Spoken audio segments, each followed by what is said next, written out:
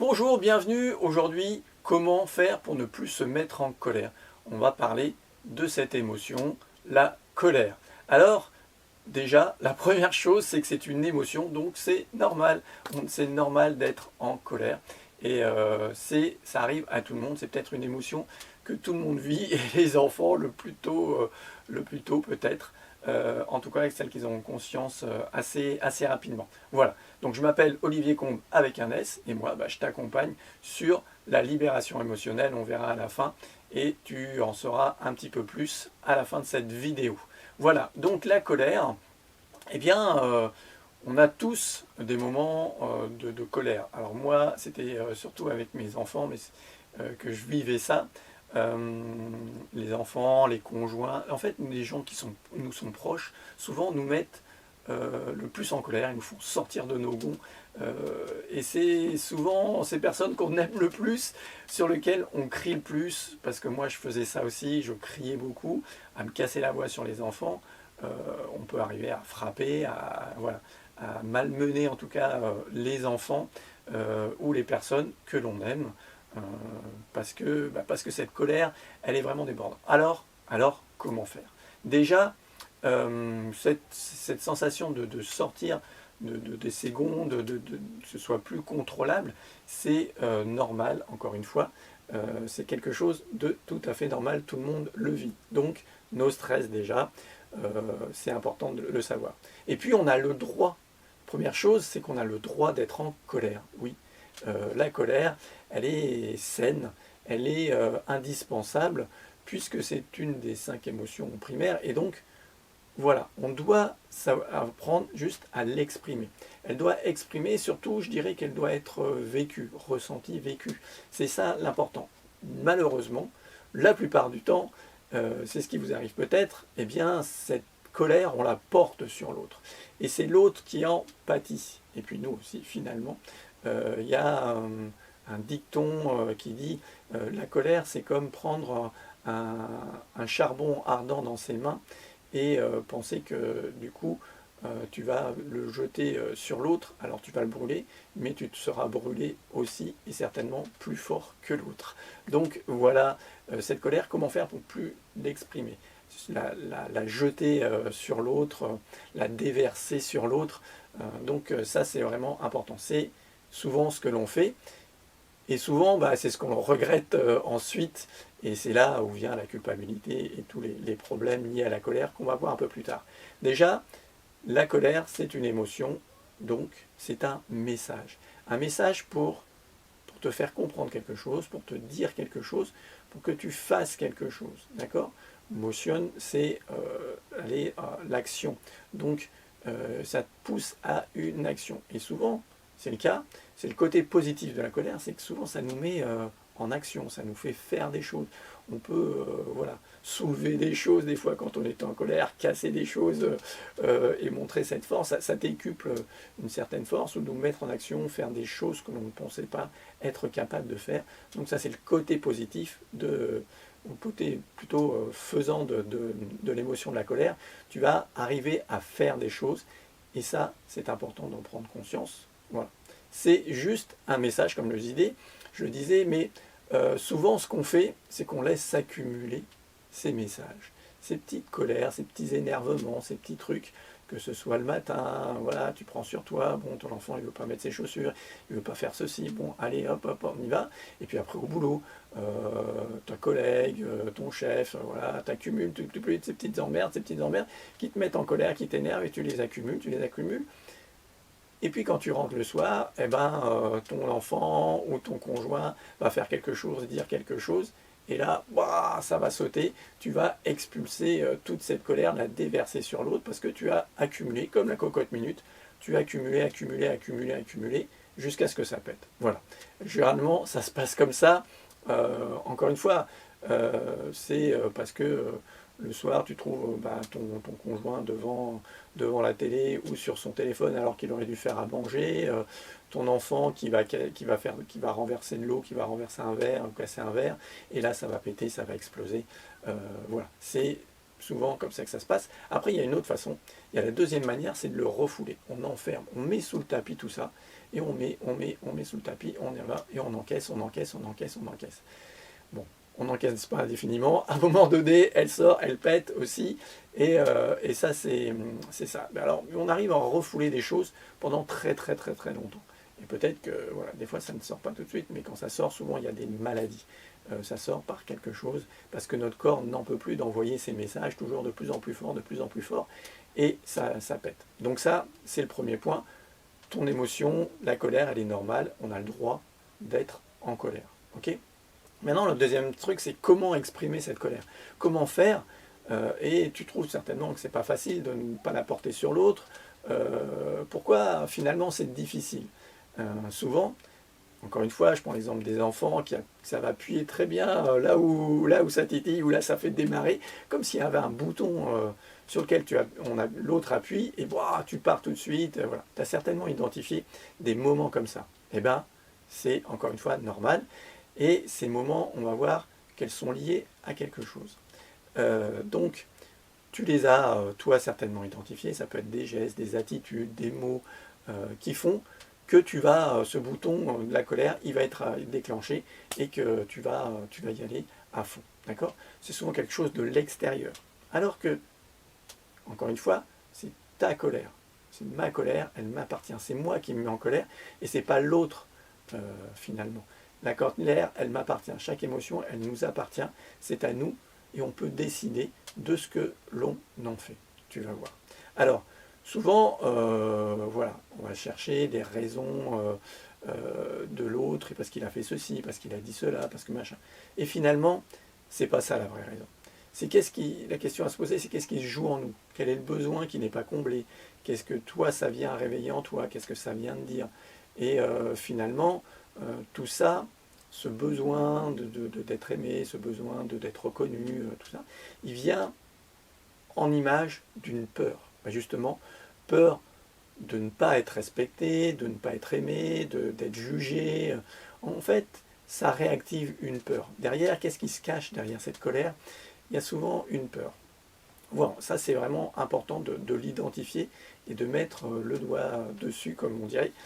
Pourquoi pour après avoir conscience de ça et pouvoir combler ce besoin. Encore une fois, c'est toi tout seul qui peux le faire. Donc, quand on explose et qu'on porte cette colère sur l'autre, c'est vrai que ça soulage. Ça soulage dans un court terme. C'est vrai que voilà, ça fait du bien. On a crié, on a extériorisé ça parce que cette émotion, elle vit dans ton corps et tu la sens, elle veut sortir. Donc tu l'exprimes et tu la déverses sur l'autre. Ça soulage sur le court terme. Sur le long terme, souvent, eh bien, tu le regrettes, tu dis des choses, tu fais des choses que tu regrettes et la culpabilité vient. Et finalement, quand tu analyses un petit peu ça, comme on vient aux peurs, ça, c'est une colère que tu as contre toi, parce qu'après tu regrettes. Et donc, tu es en colère contre toi d'avoir fait ceci, d'avoir dit cela, de ne pas avoir été bienveillant avec tes enfants ou ton mari, ton conjoint. Et finalement, cette colère, tu la reportes sur toi.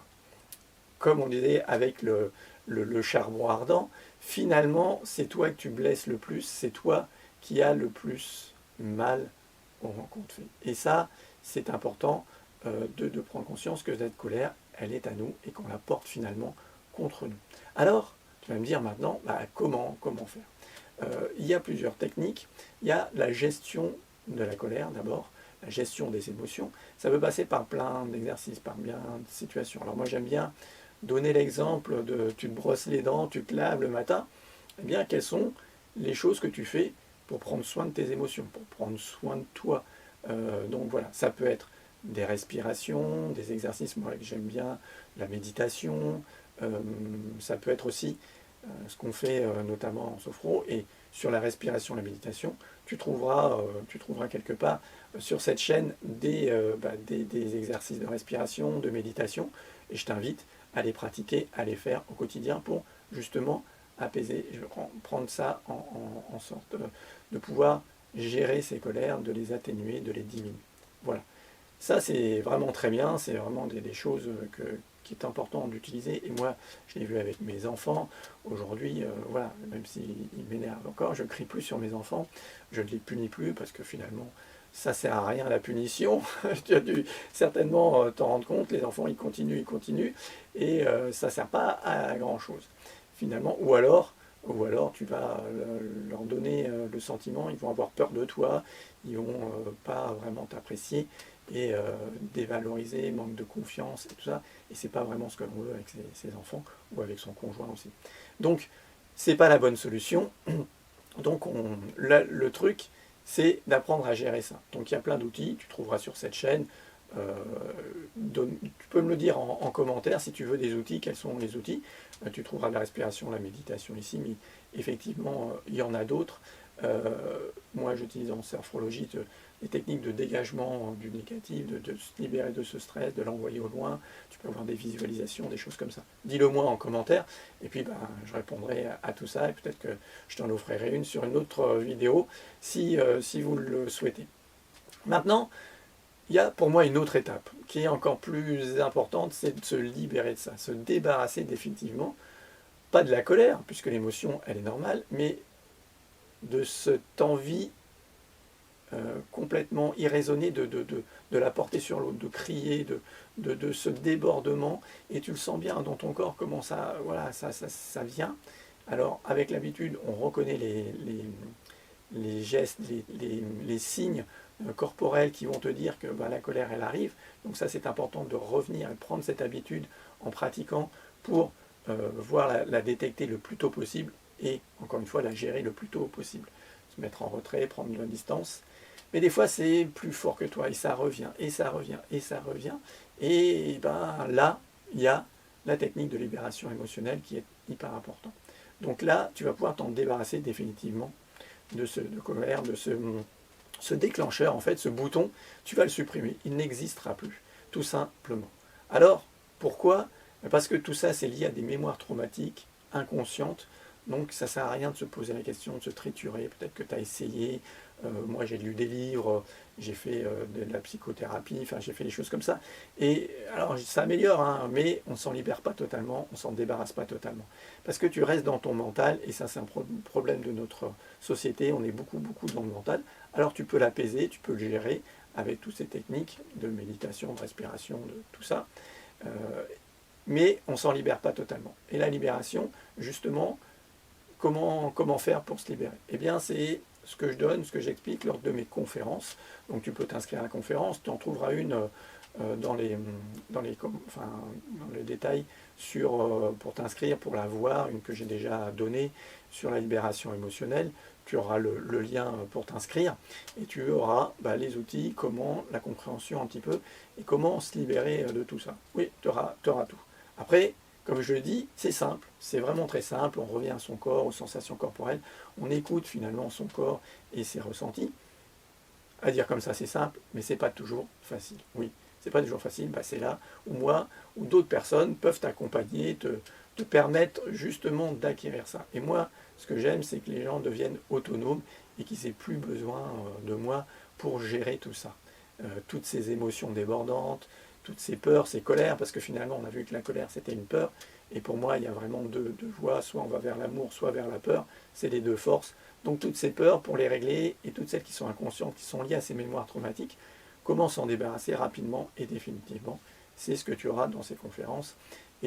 Ou alors, si tu veux aller encore plus vite et savoir si vraiment c'est urgent et tu veux vraiment te débarrasser, que ce soit de tes peurs, de tes colères, de tes tristesses vraiment importantes, enfin, toutes ces émotions débordantes, limitantes, tu prends un rendez-vous avec moi, tu réserves, je t'offre cet appel, je te rappelle, on passe une petite heure ensemble et tu vas voir, tu vas pouvoir identifier tes blocages, tes peurs et comment réaliser ce changement, cette transformation pourquoi? Pour être à l'aise dans ses baskets, pour que ce soit fluide, pour que ce soit bienveillant, que tu puisses communiquer avec bienveillance, avec facilité avec les autres, avec amour, que tu sois dans cet amour pour les gens qui sont proches de toi et que tu aimes. Voilà la différence, c'est qu'aujourd'hui, moi avec mes enfants, je ne les punis plus, je ne leur crie plus dessus.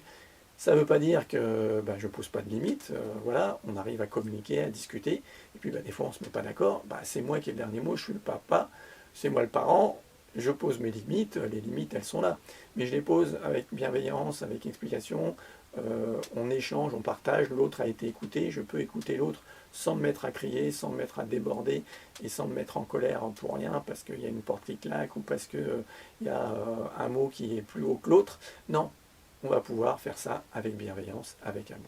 Voilà ce que je te propose pour que ce soit comme ça dans ta vie tous les jours, tout le temps, avec ceux que tu aimes, avec tes collègues, dans toutes tes relations. Voilà. Alors, voilà ce que je voulais te dire. Si tu as aimé, like, partage. Tu peux aussi me poser des questions si tu veux savoir pour d'autres vidéos ou si tu as des questions, mets-les en commentaire. Je serai ravi. C'est un lieu de partage et d'échange et que je peux vraiment t'apporter de la valeur et des choses, mon expérience et mon vécu.